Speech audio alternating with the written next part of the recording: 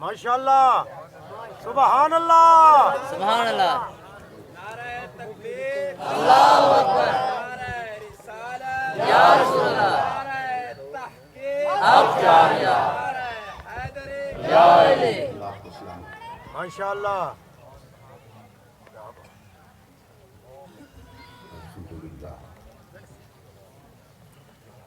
الحمدللہ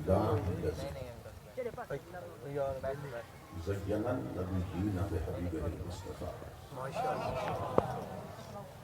ومن علی المؤمنین بنبیہ المجتبیٰ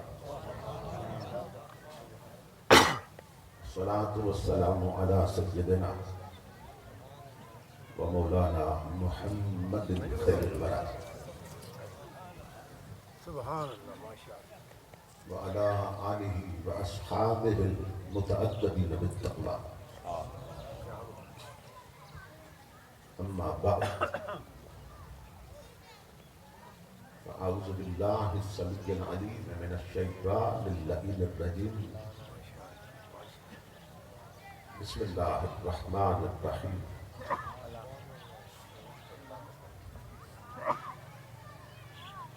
فاذكروا آلاء الله لعلكم تفلحون سبحان اللہ صدق الله مولانا العظيم إن الله وملائكته يصلون على النبي يا أيها الذين آمنوا صلوا عليه وسلموا تسليما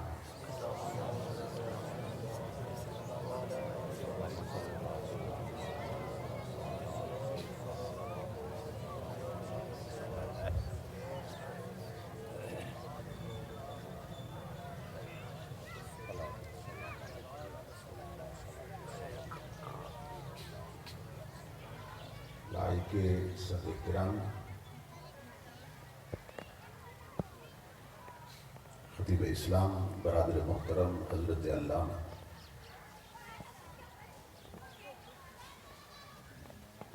منیر احمد اسد صاحب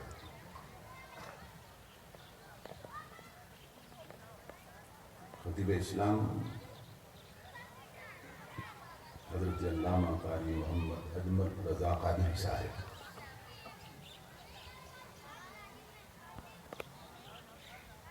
شیخ طریقت یادگار اسلاف محترم المقام حضرت قبلہ پیر سید عارف محمود شاہ بخاری صاحب دامت برکاتہ القدسیہ خطیب اسلام برادر عزیز شیخ طریقت حضرت علامہ پیر سید طاہر محی الدین شاہ صاحب دامت برکاتہ القدسیہ دیگر معزز مشائخ و علماء کرام اور معزز حاضرین و سامعین اللہ رب العزت کا لاکھ لاکھ شکر ہے کہ جس نے اپنی توفیق خاص سے آپ کو پر پہنچے آج کی اس عظیم الشان عظیم المقاصد اور کثیر البرکات کانفرنس میں حاضری کا شرف عطا کیا اور بارگاہ رسالت مآب میں کلہائے عقیدت پیش کرنے کی سعادت عطا فرمائے اس عظیم الشان پروگرام کے انعقاد پر میں آپ تمام حضرات کی خدمت میں بالعموم برادر محترم میزبان مکرم خطیب اسلام استاد العلماء حضرت علامہ پیر فرخ سلیم چشتی صاحب زیدہ مجبور اور ان کے جملہ رفقا اور معاونین کی خدمت میں بالخصوص دل کی اچھا گہرائیوں سے ہدیہ تبریک و تحسین پیش کرتا ہوں اور دعا کرتا ہوں کہ اللہ رب العزت دوستوں کی اس محنت کو اور ہم سب کی حاضری کو اپنی پاک بارگاہ میں قبول و منظور فرمائے اور آج کی اس نشست کو ہماری اعتقادی فکری اور عملی تربیت کے اعتبار سے نتیجہ خیز اور بامقصد بنائے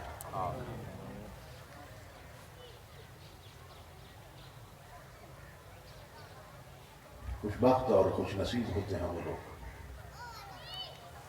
جنہیں اللہ رب العزت اس طرح کی پاکیزہ مجالس میں حاضری کا شرف عطا کرتا ہے. اس لیے کہ ان مجالس میں خود آیا نہیں جاتا بلکہ بلایا جاتا ہے.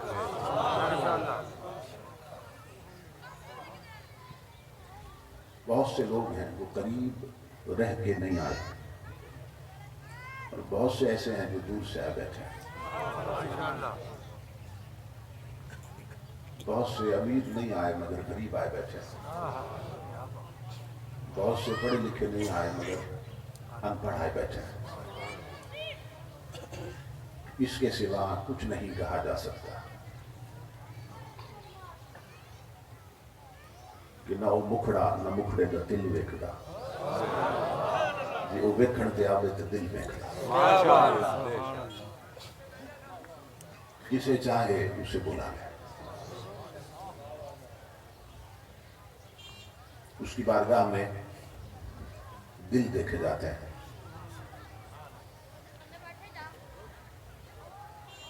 یہ بہت بڑے اعزاز کی بات ہے کہ آپ حضرات اس پاکیزہ مجلس میں حاضر ہیں. حدیث رسول کے مطابق آپ جنت کے باغ میں آ بیٹھے ہیں. نبی اکرم صلی اللہ علیہ وسلم نے فرمایا اذا مررتم بریاض الجنت فرتو. میرے غلاموں جب جنت کے باغوں میں جاؤ پھر اپنی خوراک لے لیا کرو. ماشاءاللہ کچھ کھا پی لیا کرو جب جنت میں جاؤ جنت کے باغ. اصحاب رسول نے حیران ہو کے پوچھا یا رسول اللہ صلی اللہ علیہ وسلم اس دنیا میں وہ جنت کے باغ کہاں پہ ہیں؟ تو نبی اکرم صلی اللہ علیہ وسلم نے جواب دیا مجالس الذکر. وہ محفلیں جہاں اللہ اس کے محبوب کا ذکر ہوتا ہے وہی جگہ جنت کا باغ بن جاتی ہے. اس حدیث رسول کے مطابق اس وقت ہم جنت کے باغ میں ہیں. تو جو آ سکتے تھے مگر نہیں آئے انہیں اپنی قسمت پہ رونا چاہیے. وہ یہ نہ سوچیں کہ ہم محفل میں نہیں گئے وہ یہ سوچیں کہ ہم جنت میں نہیں جا سکے. سبحان اللہ. وہ صرف مجلس میں حاضری سے معلوم نہیں گئے وہ جنت میں حاضری سے معلوم گئے. جب حضور نے فرما دیا کہ وہ جگہ جنت کا باغ بن جاتی جہاں میرے غلام میرا ذکر کرتے ہیں اور میرے رب کا ذکر کرتے ہیں پھر کسی کو شک رہ رہا ہے؟ کوئی نہیں. تو یہ جنت کا باغ ہے جس میں آپ آئے بیٹھے ہیں. اب ہے تو جنت کا باغ. اب دیکھیں نا جس رسول کے فرمانے پر ہم نے بن دیکھا خدا مانا ہے اس کے فرمانے پر بن دیکھی جنت نہیں مانے. سبحان اللہ. مانے تو ہم جنت کے باغ میں آ بیٹھے ہے کہ جنت کا باغ. تو اس وقت وہ باغ نظر نہیں آتے.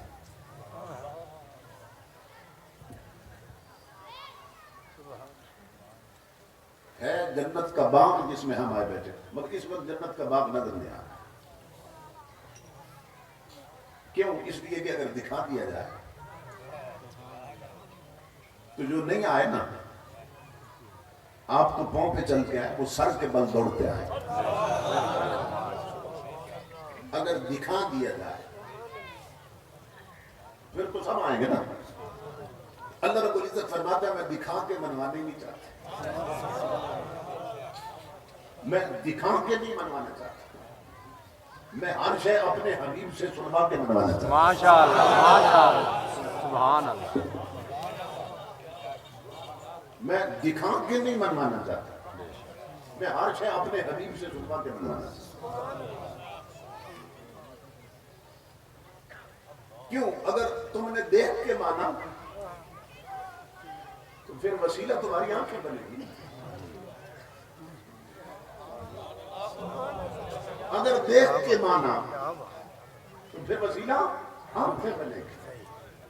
اور اگر تم نے سن کے مانا تو وسیلہ میرا رسول بنے گا. فرمایا میں نہیں چاہتا کہ کسی مقام پر دامن مصطفیٰ تمہارے ہاتھوں سے چھوٹ جائے.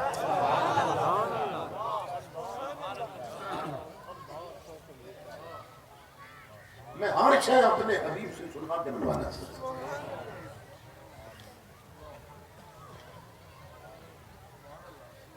امام الانبیاء کے غلام ہے یہ جنت کا باغ مگر نظر نہیں. کیونکہ وہ کہتا ہے میں دکھا کے نہیں منوانا چاہتا. تو یہ 15ویں صدی ہے، فتنوں کا دور، اور ہم جیسے گناہگار جس مجلس میں صرف ذکر رسول کر لیں وہ جگہ جنت کا باغ ہو جاتی ہے.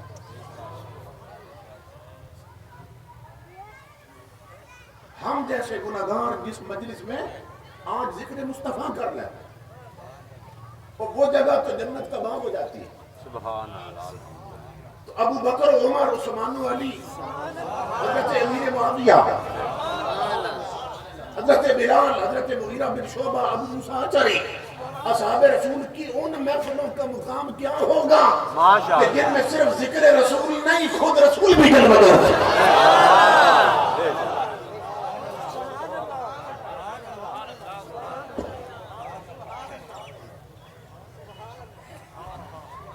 اصحاب رسول کی ان مجلسوں کا مقام کیا ہوگا کہ جس میں صرف ذکر رسول نہیں ہوتا خود رسول بھی ہوتے.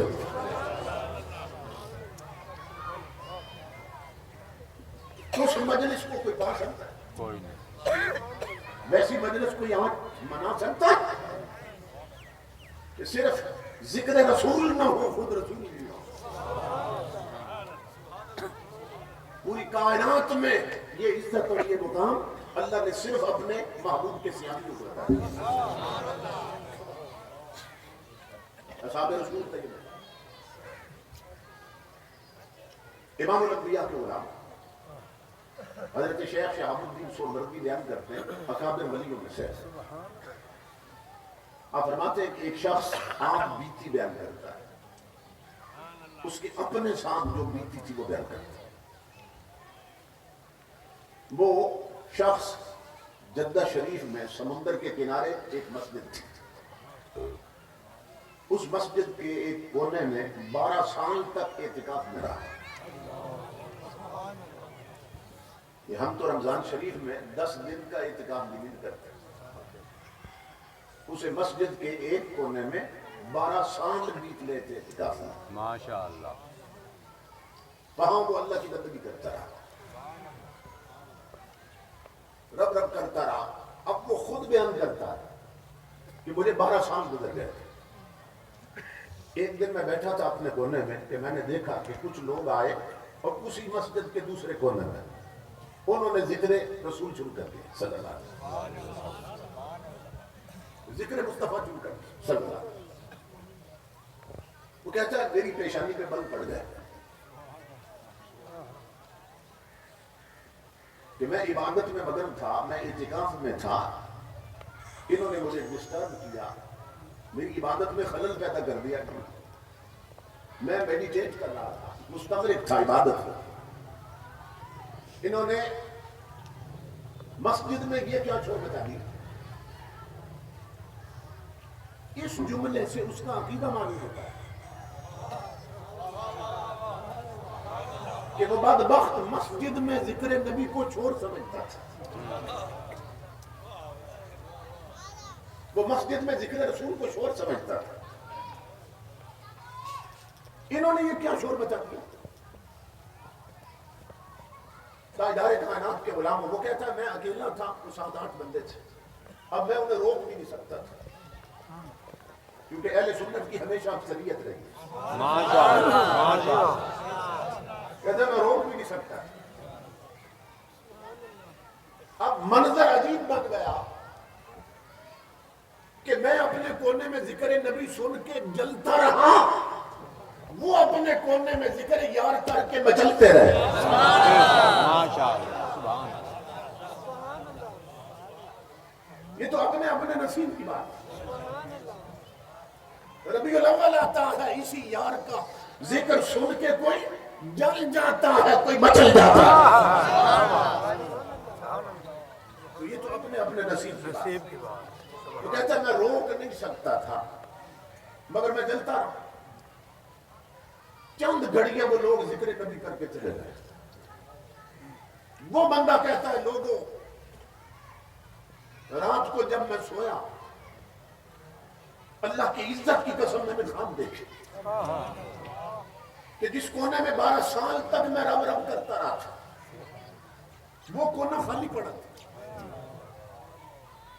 12 سال جہاں سجدے کیے تھے وہ کونا خالی پڑا تھا، اور جس کونے میں چند گھڑیاں ذکر رسول ہوا تھا اس کونے میں امام الانبیاء خود تشریف لا دیتے تھے۔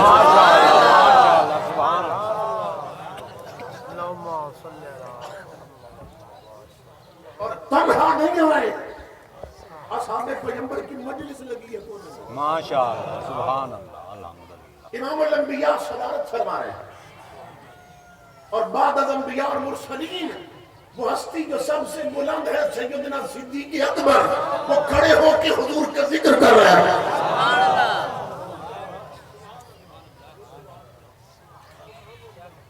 حضرت شیخ شہاب الدین سہروردی جیسا ولی بیان کر رہا ہے، اور فرماتے ہیں وہ بندہ کہتا ہے میں نے کوشش کی خواب میں کہ اٹھ کر نہ میں حضور کی مجلس میں چلا جاؤں، مگر مجھے زمین نے پکڑ لیا کہ بدبخت اب کہاں جاتا ہے، جب سے میں نے گیا تو اب کیسے جائے، زمین نے پکڑ لیا مجھے۔ وہ کہتا ہے میں جا تو نہیں سکتا مگر اس دن سے میرا عقیدہ بدل گیا، اور مجھے یہ بات سمجھ آ گئی کہ عقیدہ ٹھیک نہ ہو تو اللہ کے گھر میں 12 سال کا اعتکاف بھی رد ہوتا ہے، عقیدہ ٹھیک ہو تو تاجدار کائنات کا ذکر چند منٹ کر لو تو کبھی کبھی رسول اللہ خود تشریف لے آتا ہے۔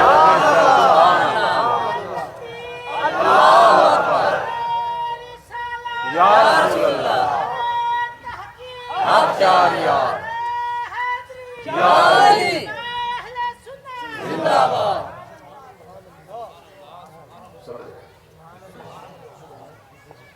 امام الانبیاء کے غلام ہیں، ہمیں یہ فخر ہے کہ ہم اہل سنت ہیں۔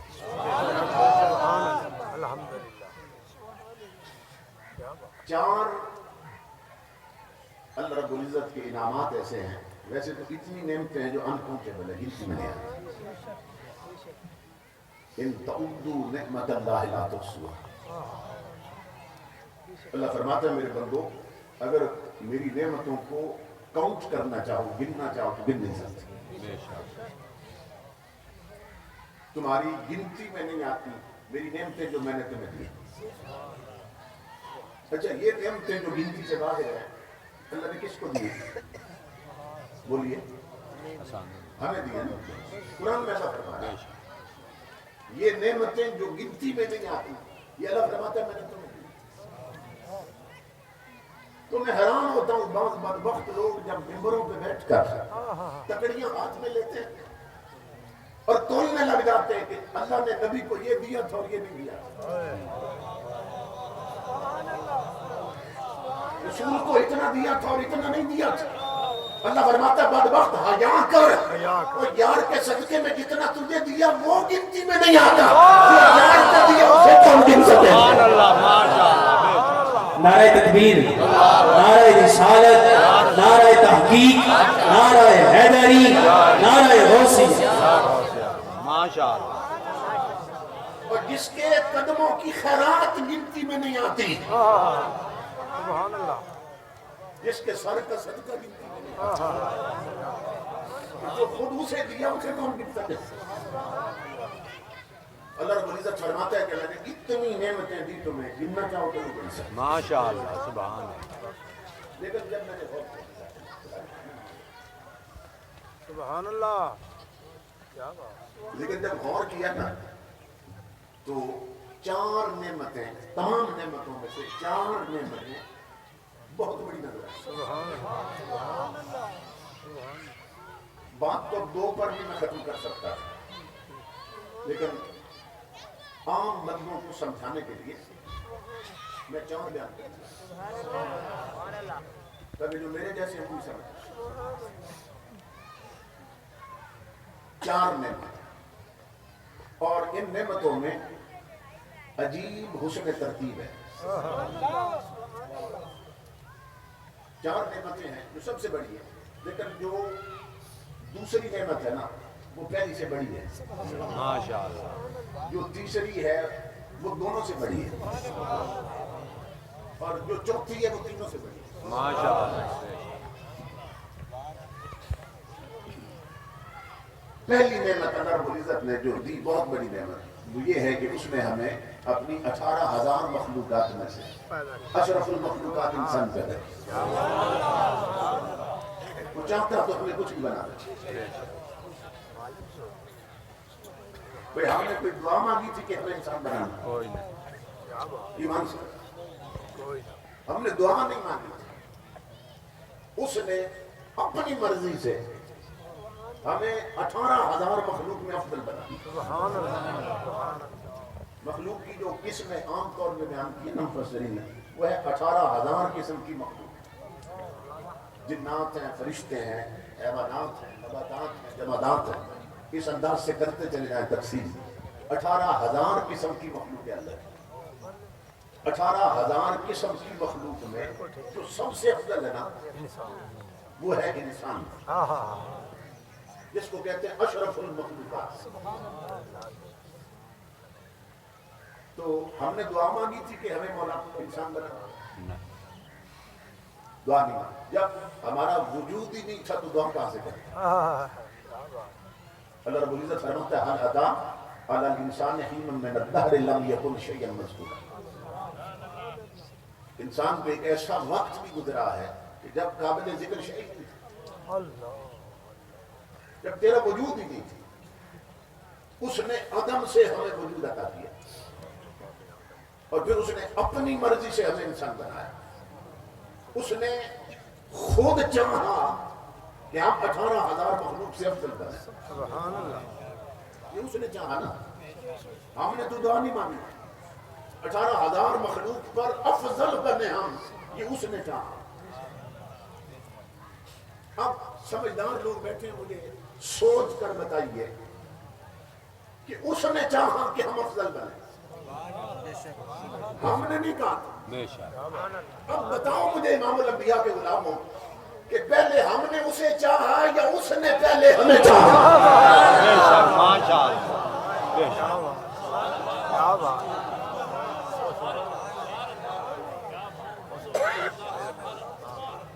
مجھے بہت خوشی ہو رہی ہے کہ آپ میری ایک بات سمجھتے ہیں. ماشاءاللہ.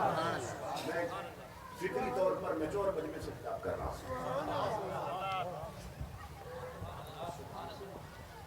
اب بتائیے نا، اس نے پہلے ہمیں چاہا یا ہم نے اسے چاہا؟ اس نے پہلے کیا، اس نے پہلے. اللہ فرماتا ہے تو کبھی میرے ساتھ لو لگا نہیں. ماشاءاللہ. بے شک. وہ بندے میرا بن کے تو دیکھ. اور جب تیری طلب کے بغیر تجھے اتنا اونچا کر دیا تو جب طلب کرے گا تو کیا نہیں ہوگا؟ بے شک. ماشاءاللہ. سارا کچھ ہوتا ہے. جبھی تم مانگ کے 18,000 مخلوق میں اس نے ہمیں افضل بنا دیا، اعلیٰ بنا دیا. ہم اگر اسی پر ساری زندگی سجدے میں گزار دینا اللہ کا شکر ادا نہیں کر سکتے. اس نے ہماری طلب کے بغیر ہمیں انسان بنا. ماشاءاللہ. بے شک. حضرت باں یزید اسلامی گلی میں جا رہے تھے، کتا بیٹھا تھا گلی میں. اس کتے نے اپنی زبان میں کوئی بات کی، حضرت باں یزید رونے لگے، سر پکڑ لیا اور بیٹھ کر رونے لگے. مریدوں نے کہا حضرت اس کتے نے کیا کہہ دیا آپ رونے لگ گئے. حضرت باں یزید فرمانے لگے یہ کتا مجھ سے پوچھ رہا کہ باں یزید مجھے ایک بات کا جواب دے، تیری وہ کون سی نیکی تھی کہ سائیں نے تجھے انسان بنا دیا، اور میرا وہ کون سا جرم تھا کہ اس نے مجھے کتا بنا دیا. جنہیں ہم حیوان سمجھتے ہیں نا، جانور ہے، اس کی سوچ لے کتا پوچھ رہا ہے باں یزید مجھے بتا تیری وہ کیا نیکی تھی اللہ نے تجھے انسان بنا دیا اور میرا کیا جرم تھا کہ مجھے کتا بنا دیا؟ یزید فرماتے ہیں میرے پاس جواب کوئی نہیں، جواب نہیں تھا میرے پاس. کتا پھر مجھے کہنے لگا مجھے معلوم ہے تیرے پاس جواب کوئی نہیں. یزید جواب کوئی نہیں تیرے پاس. اور میری بات سن، اپنے انسان ہونے پہ کبھی تکبر نہ کرنا، انسان ہونے پہ کبھی غرور نہ کرنا. کیوں کہ نہ تو خود بنا نہ میں خود بنا. یہ تو اس مالک کی مرضی ہے کہ جس نے تجھے انسان بنا دیا مجھے کتا بنا دیا.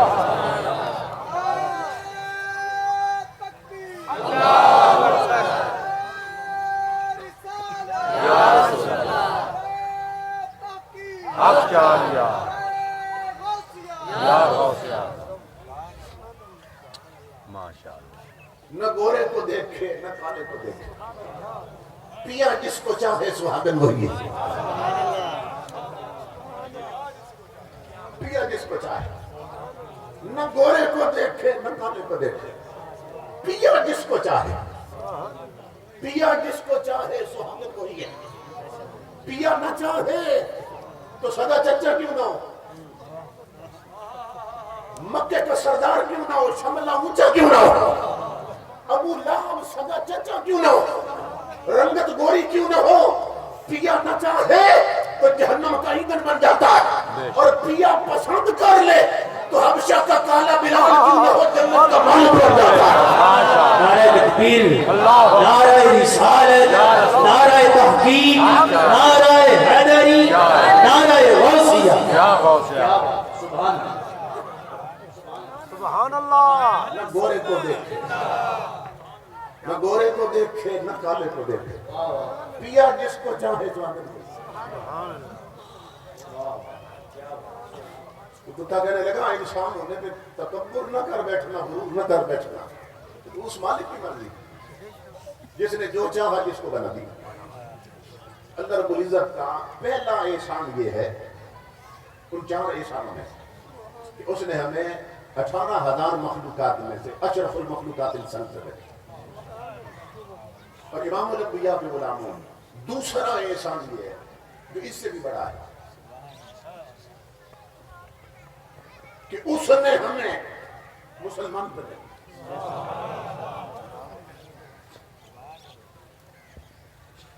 اگر انسان بناتا اور مسلمان نہ بناتا تو جہنم ہمارا مکمل بن جاتی. کیونکہ قرآن میں ہے وقودها الناس والحجارہ کہ کتنے انسان ایسے ہیں جو جہنم کا ایندھن بن جائیں گے. پتھر اور انسان جہنم کا ایندھن بن جائیں. اگر مسلمان نہ بناتا تو پھر بھی جہنم مقدر بن جاتا، پھر بھی ہلاک ہو جاتا.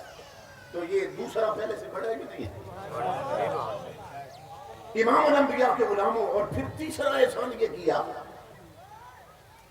جو پہلے دونوں سے بڑا کہ اس نے آدم علیہ السلام کی امت کا مسلمان نہیں بنایا، کسی اور نبی کی امت کا مسلمان نہیں بنایا، اپنے یار کی امت کا مسلمان بنایا. سبحان اللہ سبحان اللہ. یعنی اس نے تیسرا احسان یہ کیا کہ اس نے اپنے حبیب کا ہمیں امتی بنا دیا. یہ بھی اتنا بڑا احسان ہے، ہمیں اس کا ادراک نہیں ہے نا کہ یہ بھی ہماری طلب کے بغیر اس نے کر دیا، اپنے حبیب کا امتی بنا دیا. 11 نبیوں نے دعا مانگی تھی اللہ سے، 11 نبیوں کہ مولا تو ہمیں نبی نہ بناتا، اپنے حبیب کا امتی بنا دیتا.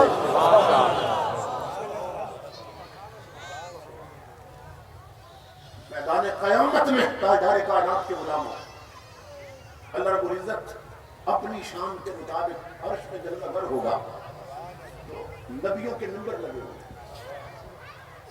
ان کی شان کے مطابق تمام نبینا نمبروں پہ بیٹھے ہوئے.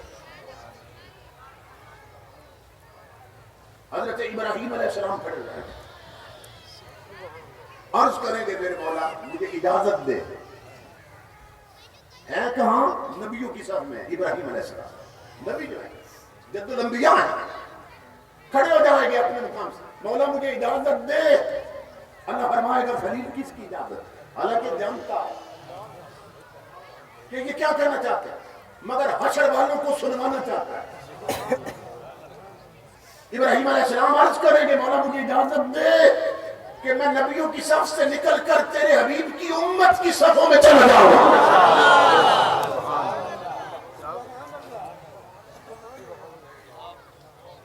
اس کی شرح میں شراح حدیث نے لکھا، وہ کیوں یہ خواہش کریں گے؟ اس لیے کہ وہ دیکھ رہے ہیں آج رب کی رحمتوں کا سارا رخ ہی یار کی امت کی طرف ہے۔ بے شک بے شک ماشاءاللہ۔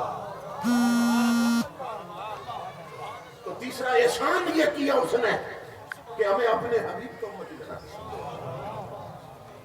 پہلا احسان یہ کیا کہ انسان بنایا، دوسرا یہ کیا کہ مسلمان بنایا، تیسرا یہ کیا کہ یار کا امتی بنایا، ماشاءاللہ۔ اور چوتھا یہ کیا جو تینوں سے بڑا ہے،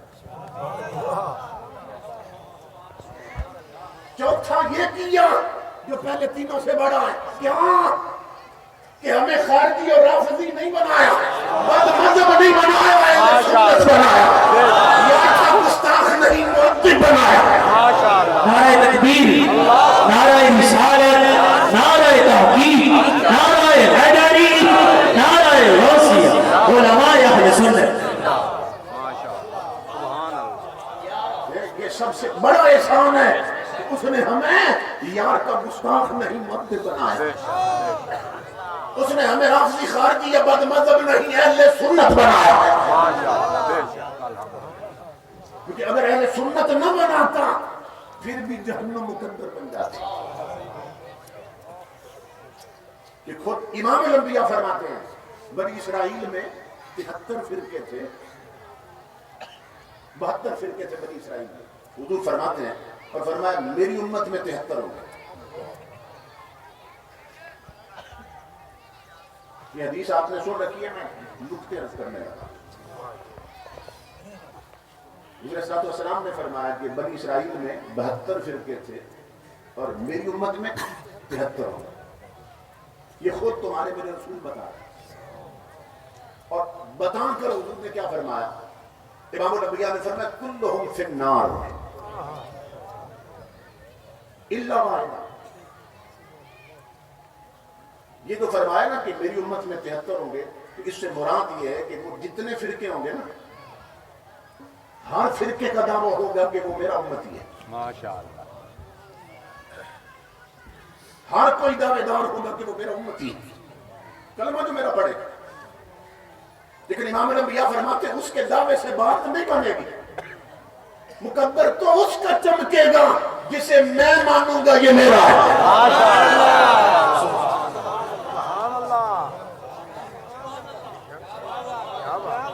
لاکھ کہتا پھرے میں حضور کا ہوں،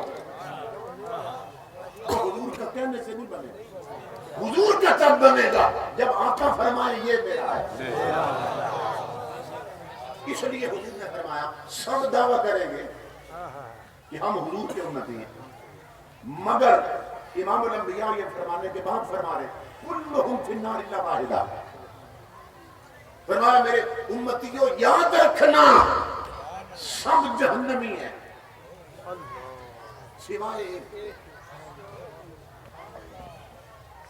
میری امت میں 73 ہوں گے، سب جہنمی ہوں گے، صرف ایک جنتی ہوگا۔ آج جو لبرل قسم کے لوگ ہیں نا، جو دونوں طرف منہ مارتے ہیں،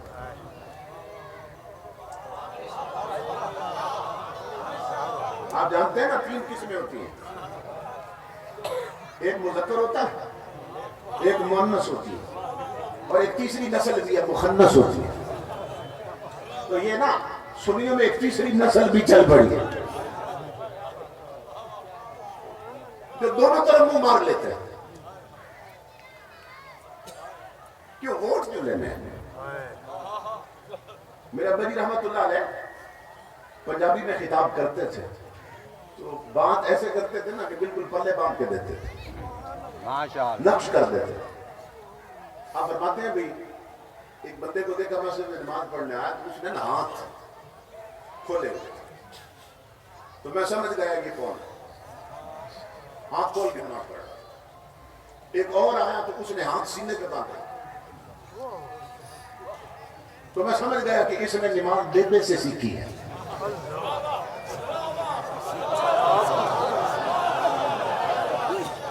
سمجھ رہے ہیں؟ سبحان اللہ۔ فرماتے ہیں ایک تیسرا آیا نماز پڑھنے، اس نے ہاتھ یوں باندھ دیے، میں ادا سے سمجھ گیا یہ اپنا۔ ماشاء اللہ۔ کہتے ہیں ایک چوتھا آیا نا، اس نے ایک چھوڑا ہوا تھا ایک باندھا ہوا تھا،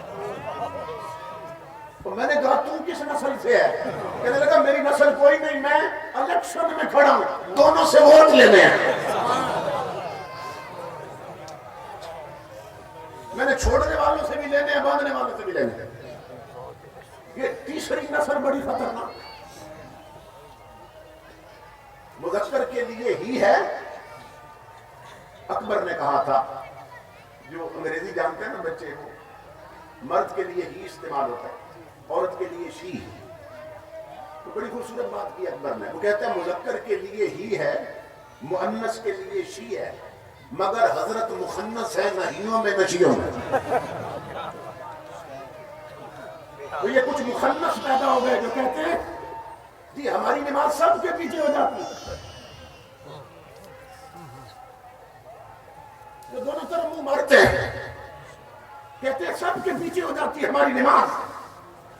میں چیلنج کر رہا ہوں، مجھے اس بات کا جواب لکھوا کے دے ان کے چمچے جو سلوک کلی کی بات کرتے ہیں۔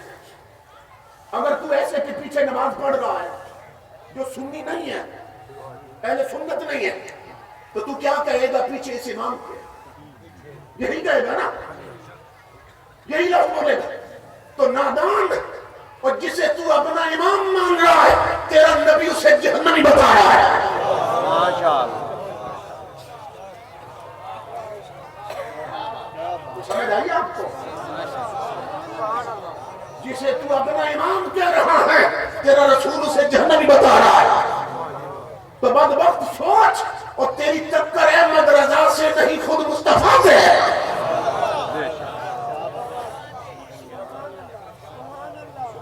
میری نماز سب کے پیچھے ہو جاتی، اور جنتی کی نماز جہنمی کے پیچھے کیسے ہوتی ہے؟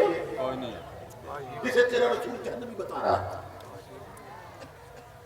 تو یہ یاد رکھو سنیو، اہل سنت کی نماز صرف اہل سنت کے پیچھے ہوتی ہے۔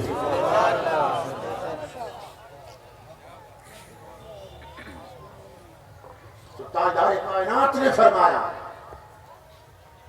کلہم فی النار، سب دوزخی ہوں گے الا واحدہ، صرف ایک جنت۔ اب سوال یہ پیدا ہوا کہ وہ جو جنتی ہیں وہ کون ہے؟ صحابہ نے پوچھ لیا من ہم یا رسول اللہ؟ آقا اب یہ بھی فرما دیں کہ وہ جو جنتی ہیں وہ کون ہے؟ جہنمیوں کا نہیں پوچھا، جہنمی کون کون ہے؟ کہ جب ایک جنتی ہے بس اس کا پتہ چل جائے تو باقی سب کا تعارف ہو جائے گا۔ جنتی کا پوچھا، آقا وہ جنتی کون ہے؟ امام الانبیاء کے غلاموں، تمہارے میرے نبی نے فرمایا ما انا علیہ و اصحابی، ماشاء اللہ۔ فرمایا جنتیوں کی پہچان یہ ہے وہ اسی راستے کے راہی ہوں گے جس پر میں چلتا ہوں اور میرا صدیق چلتا ہے، جس پر میں چلتا ہوں اور میرا فاروق چلتا ہے، جس پر میں چلتا ہوں اور میرا عثمان و علی چلتے ہیں، طلحہ اور زبیر چلتے ہیں، جس پر میرے 1,24,000 صحابی چلتے ہیں، وہ اسی راستے پہ چلنے والے ہیں۔ ماشاء اللہ، ماشاء اللہ۔ امام الانبیاء نے بتا دیا وہ کس کے پیچھے چلنے والے ہیں۔ اصحابی ما انا علیہ و اصحابی، امام الانبیاء فرما رہے ہیں وہ اس پہ چلیں گے جس پہ میں اور میرے صحابی چلیں گے۔ تو ایک فرقہ تو یہیں سے پتہ چل گیا،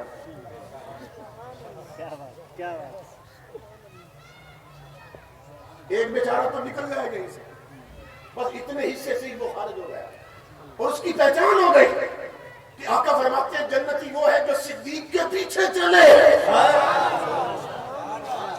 تو جو صدیق اکبر کو بھونکے وہ بھی کوئی نہیں، بے شک۔ وہ جنتی ہو سکتا جو فاروق اعظم پہ منہ کھولے کیا وہ جنتی ہو سکتا ہے؟ تو امام الانبیاء فرماتے ہیں جو ان کے پیچھے چلے وہ جنتی ہے۔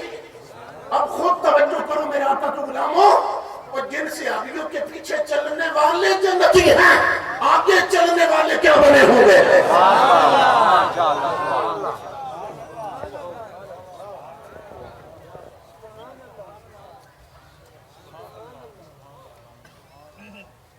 ایک فرقہ تو نکل گیا نا یہیں سے، رافضی خارج ہو گئے۔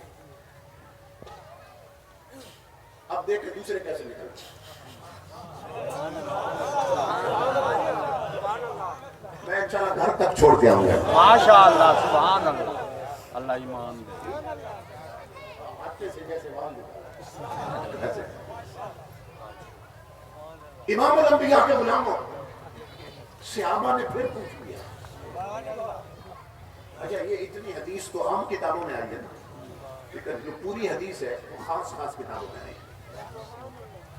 اب یہ جو میں حدیث پڑھ رہا ہوں یہ کس نے لکھی؟ حضرت شیخ محمد بن محمد الغزالی رحمۃ اللہ۔ یہ حضور کے عاشقوں کا گھرانہ ہے، اپنا نام محمد، باپ کا نام محمد، دادے کا نام محمد، محمد محمد محمد۔ امام غزالی لکھتے ہیں، اور یہ عام بندہ نہیں ہے غزالی۔ امام غزالی فرماتے ہیں، یہ کئی صدیاں بعد ہوئے ہوئے، امام غزالی فرماتے ہیں لوگوں نہیں معلوم تمہارا حال کیا ہے، دوسروں کو فرماتے ہیں نہیں معلوم، تم اپنا حال خود جانو، مگر اللہ کی عزت کی قسم مجھے 12 سال ہو گئے۔ غزالی کہتے ہیں ہفتے یاد میں ہر نمازی حضور پہ سلام دیتا ہے، السلام علیکم ایھا النبی ورحمۃ اللہ وبرکاتہ، یہ پڑھتے ہیں یا نہیں پڑھتے ہیں؟ تو غزالی کہتے ہیں تمہارا حال تم جانو لوگوں، مگر مجھے تو 12 سال ہو گئے 5 وقت کی نمازوں میں ادھر یار کو سلام کہتا ہوں نا، ادھر مدینے سے ہر سلام کا جواب سن لیتا ہوں۔ نعرہ تکبیر، نعرہ رسالت، نعرہ تحقیق، نعرہ حیدری، نعرہ غوثیہ، علماء اہل سنت، اللہ محمد چار یار حاجی خواجہ خدا فرید۔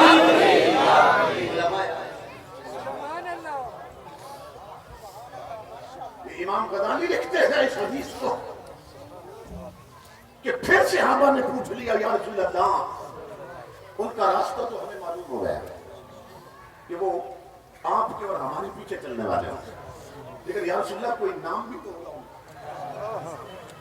وہ جو جنتی ہیں ان کا نام کیا ہوگا؟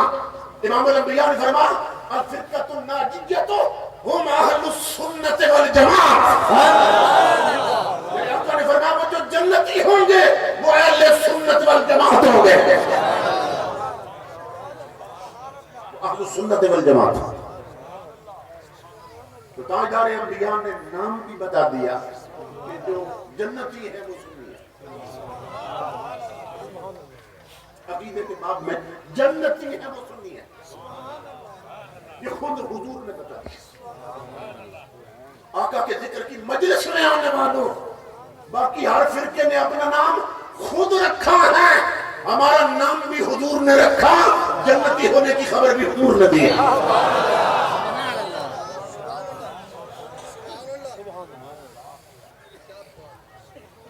اب عقل عیار ہے 100 بھیس بنا لیتے، جب حضور نام بھی بتا رہے ہیں، امام الانبیاء جب دنیا سے تشریف لے گئے تو کچھ بد مذہب لوگوں نے انہوں نے یہی لیبل لگانا شروع کر دیا، کیا وہ بھی کہنے لگے کہ ہم بھی اہل سنت ہیں، تھے بد مذہب لوگ مگر ٹائٹل یہ لگا دیا، کہنے لگے کہ ہم بھی اہل سنت ہیں، کیونکہ حضور نام بتا گئے تھے کہ جنتی اہل سنت ہوں گے، اب کسی اور نام سے سامنے آتے نا تو پھر پہچان ہو جاتی، کچھ روپ چھپانے کے لیے اپنے ساتھ پھر اہل سنت بھی لگا لیا، جی ہم بھی اہل سنت۔ تاجدار انبیاء کا زمانہ ظاہر گزر چکا تھا، امام الانبیاء کے غلاموں لوگ پریشان ہو گئے اب جو جھوٹے ہیں وہ بھی کہتے ہیں ہم بھی اہل سنت، سچے بھی اہل سنت ہیں. اب پہچان کیسے ہو کہ سچا کون اور جھوٹا کون؟ بھائی اگر ڈالڈا بھی کہے میں دیسی بھی ہوں، کوئی پہچان تو کرنی پڑے گی. کیسے پہچان ہو؟ تو امام الانبیاء کی امت پریشان ہو گئی کہ نمازوں سے تو پہچان ہو نہیں سکتی، کہ نمازیں سچے بھی پڑھ رہے تھے جھوٹے بھی پڑھ رہے تھے. روزے سے نہیں پہچان ہو سکتی، روزے دونوں رکھ رہے تھے، حج پہ دونوں جاتے تھے، داڑیاں دونوں نے رکھی ہوئی تھی، تبلیغ دین دونوں کر رہے تھے، مدرسے دونوں بنا رہے تھے. اب پتہ کیسے چلے کہ جنتی کون اور جہنمی کون، سچے کون اور جھوٹے کون ہے سنت، صرف لیبل والے کون اور حقیقت میں کون؟ دنیا پریشان ہو کر پھر دروازہ نبی پہ گئی. امام الانبیاء کے غلاموں جب دستک دی تو خون حسین باہر نکلا. کون؟ امام زین العابدین. آپ کا زمانہ تھا. وہ زین العابدین جس کی پیشانی پہ سجدے نعت کرتے تھے. کہا نانا کی امت کیوں پریشان ہو؟ لوگوں نے کہا آپ کے نانا بتا کر گئے تھے ایک جنتی ہے اہل سنت. اب بہت سے بد مذہب لوگ بھی کہتے ہیں ہم بھی اہل سنت. تو اے رسول اللہ کے شاہدام نے مشکل بن گئی، مشکل کشا کے بیٹی ہو مشکل حل کرو. کیونکہ نمازوں سے پتہ نہیں چلتا، روزے سے پتہ نہیں چلتا، حج سے پتہ نہیں چلتا، داڑیوں اور تبلیغ دین اور جہاد سے نہیں خبر ہوتی، کیونکہ یہ دونوں کر رہے ہیں. اب بتائیں جو اصلی اہل سنت ہے وہ کون؟ خون حسین بولا، فرمایا میں تمہیں اصلی کی ایسی پہچان بتاتا ہوں دوسرے مر جائیں گے وہ علامت بنا نہیں سکیں گے.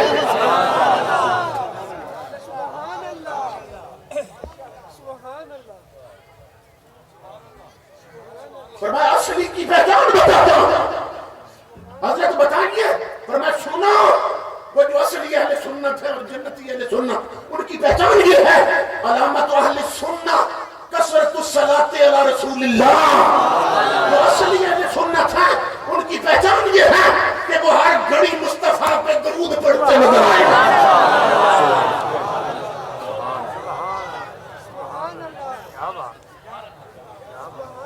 ان کی پہچان یہ ہے اصلی اہل سنت کی کہ وہ درود و سلام پڑھتے ہیں. امام الانبیاء کے غلام ہیں. اب ایمان سے بتائیں یہ درود و سلام کس کی علامت ہے؟ ان کی علامت تو نہیں ہو سکتی جو کہتے ہیں اذان سے پہلے کیوں پڑھتے ہیں. درود ان کی پہچان تو نہیں ہو سکتی جو کہتے ہیں اذان کے بعد کیوں پڑھتے ہیں. یہ ان کی پہچان درود ہو سکتی ہے جو کہتے ہیں کہ کھڑے ہو کے کیوں پڑھتے ہیں. ان کی تو نہیں پہچان ہو سکتی. یہ تو پہچان ہی ہماری ہے کیونکہ ہماری محفلیں کانفرنس سے تین دن بھی جاری رہے تو کوئی مجلس تب تک ختم نہیں ہوتی جب تک مصطفیٰ پہ درود نہ پڑھ لے. نعرہ تکبیر، نعرہ رسالت، نعرہ تحقیق، نعرہ حیدری، نعرہ غوثیہ.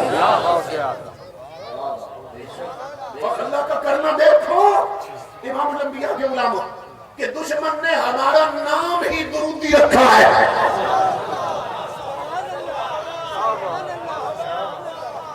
سمجھ آ رہی ہے؟ وہ ہمیں کہتے ہیں یہ درودی ہیں اور میں کہتا ہوں نادانو. اور یہی پہچان تو حسین کا بیٹا بتا گیا جو جنتی ہے وہ درودی ہے.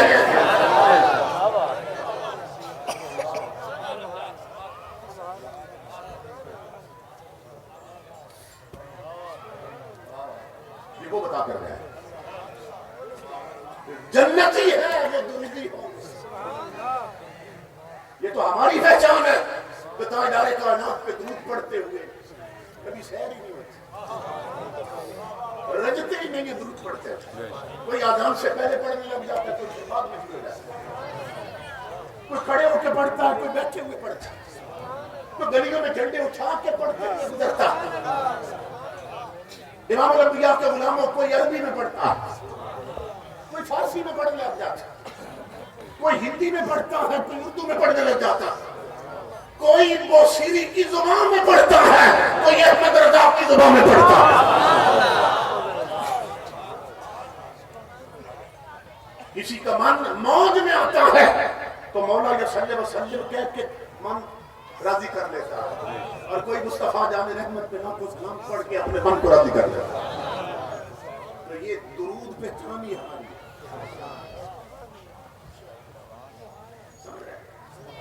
امام الانبیاء بتا کر گئے کہ وہ جو جنتی ہیں وہ اہل سنت ہوں گے، اہل سنت ہوں گے. تو سنیو خوش بخت ہو، خوش بخت ہو کہ تمہارا نام ہی حضور رکھتے ہیں. تو یہ دور نا بڑے فتنوں کا دور ہے، بڑے فتنوں کا دور، اور ان فتنوں کی بھی حدود ہے. آقا نے خبر دی تھی فتنوں کی کہ سیاتی زمان علی امتی، میری امت پہ ایک وقت آنے والا ہے یصبح الرجل مؤمنا ویمسی کافرا. ایک بندہ صبح مومن ہوگا مگر شام تک کافر ہو چکا ہوگا.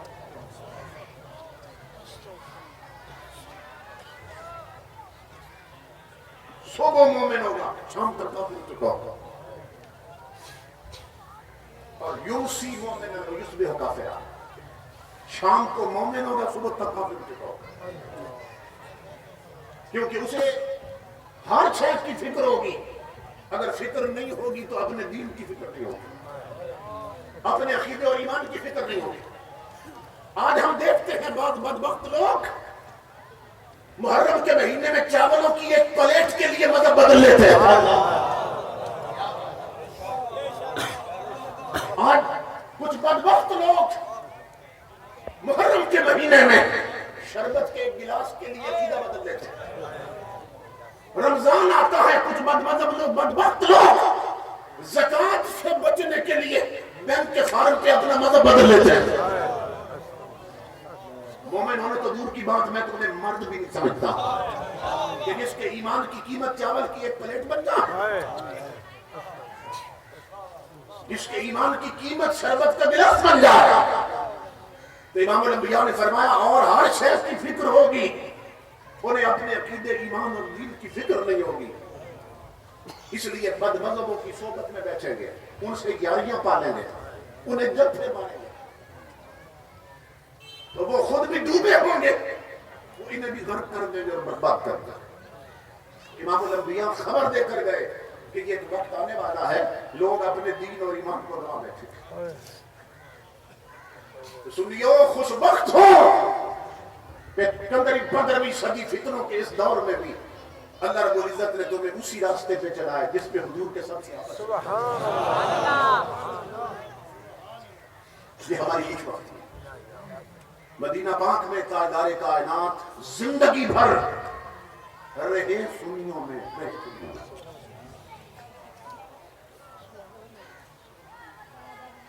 یہ دشمن بھی مانتا ہے کہ حضور مدینہ پاک میں زندگی بھر سنیوں میں رہے. سب سے یہاں پر سنی تھی تو سنیوں میں رہے نا. اور امام الانبیاء کی غلاموں جب دنیا سے گئے تو گئے بھی سنیوں میں،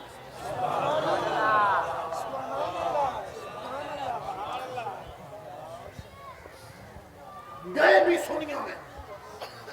اور امام الانبیاء کے غلاموں 15 صدیوں سے لیٹے ہوئے بھی سنیوں کے گھر میں ہیں.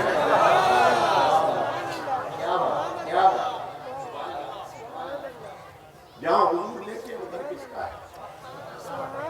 بولیے کس کا گھر ہے؟ ام المومنین حضرت عائشہ صدیقہ کا گھر ہے. 15 صدیوں سے لیٹے بھی سنیوں کے گھر.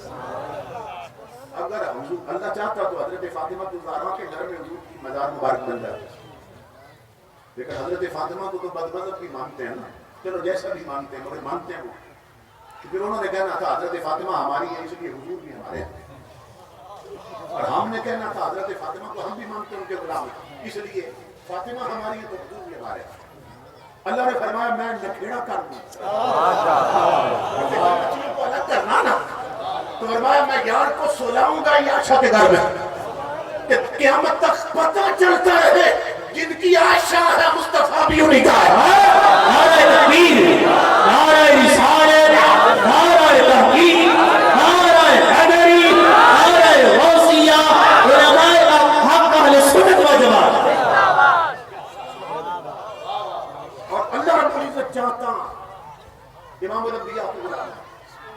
ساتھ حضرت علی المرتضیٰ کی قبر بن جاتی ہے. یہ بھی تو ہو سکتا تھا, مگر حضرت علی کو وہ بھی مانتے ہم بھی مانتے. پھر جھگڑا رہنا تھا, انہوں نے کہنا تھا علی ہمارے, اس لیے حضور ہمارے علی کے ساتھ لے. ہم نے کہنا تھا حضرت علی ہمارے, اس لیے حضور بھی ہمارے. اللہ نے فرمایا میں نکھیڑا کر جاؤں گا, نکھیڑا کر دوں گا. کیا کہ میں سلاؤں گا یار کے ساتھ ابو بکر و عمر کو, قیامت تک پتہ چلتا رہے جن کے ابو بکر و عمر ہیں انہی کے مصطفیٰ ہیں.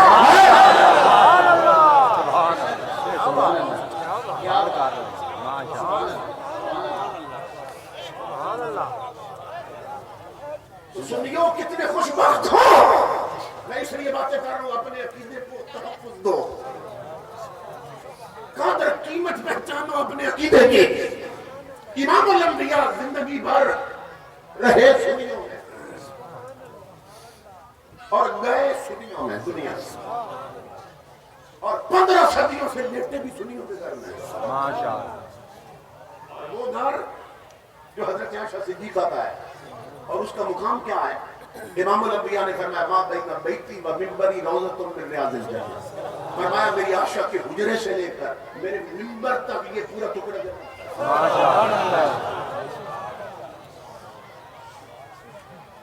ام المومنین حضرت عائشہ صدیقہ رضی اللہ تعالیٰ عنہ, آپ کے نالین کی دھول پر ہماری آنکھوں کا نور قربان ہو جائے. تیرے نالین پر ہمارے سر کی ٹوپیاں اور پگڑیاں قربان. اے حضرت عائشہ آپ کتنی اونچی ہیں کہ تو جس مقام میں کبھی مکین تھی خدا نے جنت بنا دیا.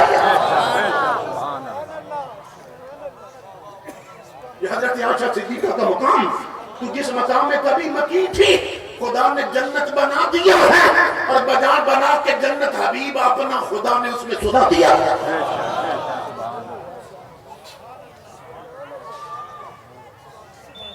امام الانبیاء 15 صدیوں سے لیتے ہوئے بھی سنی ہوئے, اور اللہ کی عزت کی قسم حدیث پڑھنے لگا. امام الانبیاء فرماتے ہیں کہ میں قیامت کے دن اٹھوں گا بھی سنیوں میں. میں حدیث پڑھنے لگا, مسجد نبوی بھری تھی, امام الانبیاء حجرے سے نکلے, مسجد میں تشریف لائے, دائیں صدیق اکبر چروائے فاتحہ. یہ منظر دیکھ کر صحابہ کے سینے ٹھنڈے ہو گئے کہ 14ویں کا چاند ستاروں کے جرمٹ میں نکلا. امام الانبیاء نے منظر دیکھا کہ صحابہ خوش ہوئے, تو آقا نے فرمایا میرے صحابیوں اس منظر کو یاد رکھنا, پھر بھی دیکھو. آقا صاحب فرمایا ہاں قضا, اب میں حدیث پڑھنے لگا, ہاں قضا نبعث یوم القیامت. فرمایا جس طرح میں مسجد میں آیا ہوں اسی طرح میں میدان قیامت میں ہوں.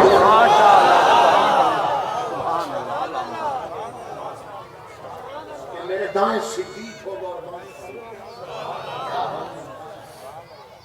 بات جہاں سے چلی تھی پھر وہی پہنچا. اللہ محبوب کے ساتھ محبوب کے 2 یاروں کو پہلے کیوں اٹھائے؟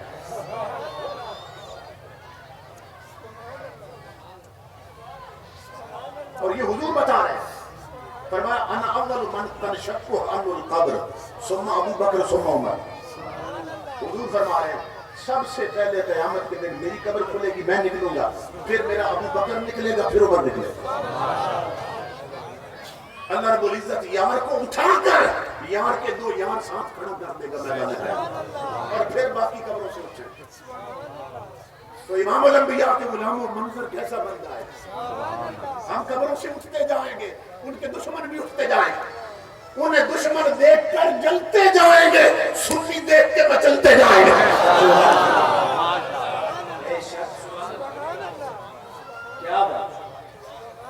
زندگی بھر جن کے ترانے گائے تھے, جن کی عظمتوں کو سلامی دی تھی, وہ آج بھی یار کی سنگت میں ساتھ رہے. امام الانبیاء قیامت کے دن اٹھیں گے بھی سنی. تاجدار کائنات کے غلاموں حضرت شیخ ابو عبداللہ مغربی بیان کرتے ہیں رحمت اللہ تعالی, بہت بڑے اللہ کے ولی ہیں. وہ فرماتے ہیں کہ میں مکہ شریف میں تھا, آخری بات کرتا ہوں چونکہ نماز کا پھر ٹائم, کیونکہ ہم نماز پڑھنے والے ہیں, چھوڑنے والے ہیں. یہ بہت بڑے اللہ کے ولی ہیں. فرماتے ہیں میں مکہ شریف میں تھا, حرمین کی زیارت کو گیا تھا, تو وہاں مجھے لوگوں نے بتایا کہ ایک بندہ ہے ہمارے ساتھ کہ جس کو پیاس نہیں لگتی. ایک ایسا بندہ ہے ہمارے ساتھ طواف کرتا رہا ہے, صحیح کرتا رہا ہے, پھرتا ہے ہمارے ساتھ رہتا ہے, لیکن وہ قسم اٹھا کے کہتا ہے کہ مجھے اس کعبے کے رب کی قسم مجھے پیاس نہیں لگتی. حضرت شیخ ابو عبداللہ مغربی فرماتے ہیں کہ میں نے کہا یار اس بندے سے مجھے ملا, تو میں اسے ملا کعبہ شریف کے سامنے. اس نے کہا کہ اللہ کی عزت کی قسم مجھے پیاس نہیں لگتی. میں نے کہا یار ایسا بھی کوئی بندہ جسے پیاس نہ لگے. اس نے کہا میں برکت کے لیے آب زمزم پی لیتا ہوں, پیاس کے لیے نہیں پیتا, مجھے لگتی جو نہیں. تو میں نے کہا یہ پیدائشی طور پہ ہے یا بعد میں؟ اس نے کہا کہ یہ بعد میں ایسا ہوا تھا, پہلے لگتی تھی. تو میں نے کہا کہ یہ کیا واقعہ پیش آیا کہ تجھے پیاس بند ہو گئی؟ آپ فرماتے ہیں وہ بندہ رو پڑا, کہنے لگا مجھے اسی کعبے کے رب کی قسم میں بتاتا ہوں تمہیں. کہنے لگا میں رافضی تھا, حضور کے 11 پر گستاخ تھا, مگر میرا نصیب کہ اللہ رب العزت نے میری ہدایت کا سامان بنا دیا. یہ یاد رکھیے, اللہ جب کسی کا کانٹا بدلنا چاہتا ہے نا, اس بندے سے کوئی ایسا عمل ہو جاتا ہے جس کی وجہ سے اللہ نہیں چاہتا کہ آپ کے دوزخ جائے, پھر اس کو ایمان کی دولت نصیب کر دیتا. یہ بالکل ایسے ہے. قرآن پاک میں ان جادوگروں کا ذکر ہے جنہوں نے فرعون کے ساتھی بن کے موسیٰ علیہ السلام سے مقابلہ کیا تھا. تو قرآن میں ہے کہ ان جادوگروں نے جب مقابلہ شروع ہونے لگا تو موسیٰ علیہ السلام سے پوچھ لیا, یہ قرآن میں ہے, کہ پہل آپ کریں گے یا ہم کریں. اس پوچھنے میں چونکہ ادب پایا جاتا تھا تو پہل آپ فرمائیں گے یا ہم کریں. اللہ رب العزت نے فرمایا فرشتوں گواہ ہو جاؤ, بے شک یہ فرعون کو خدا مانتے ہیں اور جادوگر ہے, مگر انہوں نے میرے یار میرے نبی کا ادب کیا ہے, اب کفر پہ انہیں مرنے نہیں دوں گا. اب ایمان کی دولت نصیب کرتے ہیں. علماء لکھتے ہیں مفسرین کے یہ سبب بنا تھا کہ وہ کافر مسلمان ہو. تو کوئی سبب بنتا ہے جب کانٹا بدلتا ہے, اس کا بھی کوئی عمل ہوا ہوگا ایسا تو اللہ جانے, مگر سبب بنتا ہے. تو یہ بندہ کہنے لگا میں پہلے رافضی تھا, حضور کے یاروں پر منہ کھولتا تھا. ایک رات جب میں سو گیا تو میں نے خواب دیکھی کہ قیامت قائم ہے اور میں میدان قیامت میں ہوں. سورج سوا نیزے پہ اترا ہے, زمین تابے کی طرح تپ رہی, نفسی نفسی کی پکار, اور خواب میں دیکھ رہا ہوں مجھے اتنی پیاس لگی ہے کہ میری زبان باہر نکلی ہوئی پیاس کی اور جان لبوں پہ آئی ہے. میں ادھر ادھر پانی دیکھ رہا تھا, نظر نہیں آ رہا تھا پانی. میں نے دیکھا نا کچھ لوگ کھڑے ہیں ایک جگہ پہ, تو وہ اکٹھے چل پڑے, ایک سائڈ پہ چل پڑے. تو میں نے ایک بندے کو آواز دی, میں نے کہا کدھر جا رہے ہیں یہ لوگ؟ انہوں نے کہا کہ ساتھی یہ کوثر کے حوض کوثر پہ جا رہے ہیں. وہ کہتے ہیں میں بھی ان کے پیچھے چل پڑا.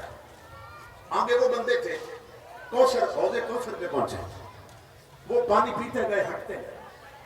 تو میں چونکہ پیچھے تھا, تو جب وہ ہٹے نا آگے سے سارا ہجوم چھٹا, تو کہتا اللہ کی عزت کی قسم ابو عبداللہ مغربی, میں نے دیکھا کہ مصطفیٰ کے حوض کوثر کے چاروں کونوں پر نبی کے 4 یار بیٹھے تھے. نعرہ تکبیر, نعرہ رسالت, نعرہ تحقیق, نعرہ حیدری, نعرہ غوثیہ. علماء حق اہل سنت و جماعت. اور جس کو جام مل رہا تھا 4 یاروں کے ہاتھوں سے مل رہا تھا. وہ کہتا ہے جب میں نے یہ منظر دیکھا میری پیشانی پہ بن پڑا. میں نے کہا میں نے ان تینوں کو کیا کرنا ہے, میں تو اپنے علی سے کیوں. میں گیا حضرت علی کے پاس, میں نے کہا زندگی بھر